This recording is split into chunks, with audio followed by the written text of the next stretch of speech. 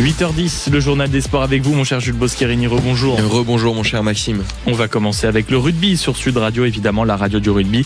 Et jour de finale pour l'UBB en Champions Cup et c'est face aux Irlandais, au Leinster. Et oui, coup d'envoi de cette affiche de rêve à 15h45 sur la mythique pelouse du stade San Mamés de Bilbao, avec un espoir pour l'Union Bordeaux-Bègles, entrer dans l'histoire du rugby européen et conserver son titre en Champions Cup, un exploit rarissime que seuls quelques clubs ont réussi à réaliser 2 années de suite. Et Tania Robieux nous a rejoint pour faire un bond dans le temps et nous donner toutes les précisions. Absolument, Jules. Dans l'histoire de la Champions Cup, les doublés sont très rares. Ils ne sont d'ailleurs que 5 en 30 ans d'histoire à régner sur l'Europe 2 années de suite.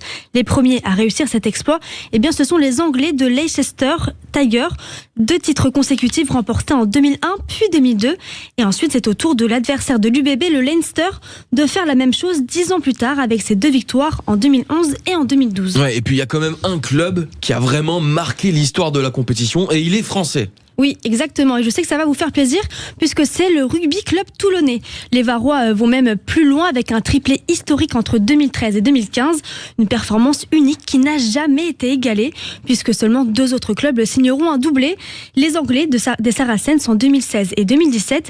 Et puis plus récemment, le Stade Rochelais qui a marqué les esprits il y a quelques années avec 2 victoires sur le Leinster en 2022 puis en 2023. Le Leinster qui n'a d'ailleurs jamais gagné en finale face à un club français. De bonne augure pour l'UBB.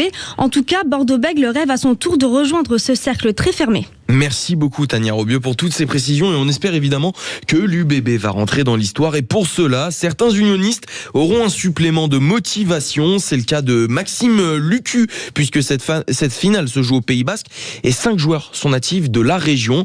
Maxime Lucu, lui, ne cache pas l'honneur qu'il ressent à l'idée de fouler la pelouse de San Mamés. Je suis très fier en tant que Basque de pouvoir jouer sur mes terres, on va dire, même si c'est à 1h et demie de la maison, mais en tout cas de ressentir les terres, les montagnes et la côte le Basque qui y traversait. Donc tout ça réuni fait que je suis très heureux de rejouer un match ici et en plus de ça une finale de Champions Cup. Donc tout ça réuni fait qu'il y a beaucoup de motivation. Même son de cloche du côté de l'entraîneur Yannick Bru, lui, en revanche, il compte sur la magie des phases finales pour voir ses hommes sortir un grand match. Affronter Toulouse en quart de finale, Bath en demi-finale, champion d'Angleterre, le Leinster en finale.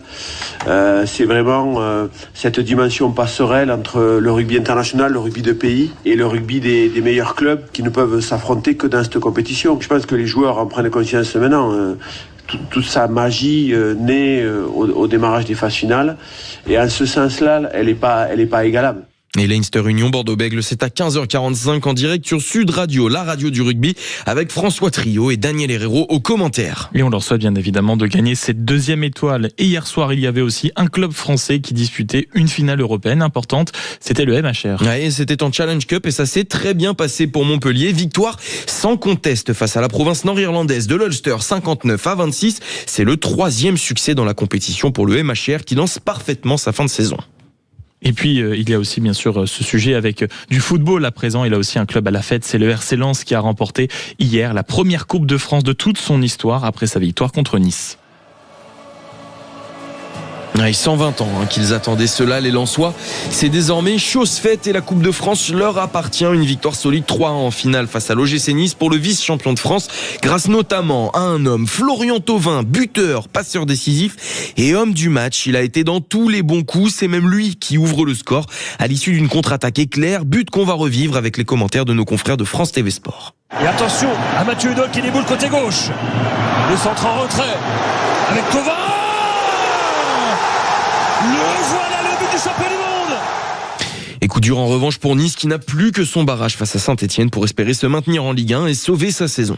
Bravo Lens et donc courage à Nice. Et puis décidément on ne s'arrête plus parce qu'il y a aussi la finale de la Ligue des Championnes féminines aujourd'hui. Et oui, entre le FC Barcelone et l'OL Lyon à 18h, une affiche de rêve entre les deux clubs qui comptent 11 titres européens à eux deux, et les Lyon visent donc un 9e titre et une victoire surtout pour rectifier le tir après la défaite en finale face à cette même équipe en 2024. C'était le dernier affrontement entre les deux clubs. Quel programme donc. Merci beaucoup mon cher Jules Boscherini pour ce journal des sports. Il est 8h15.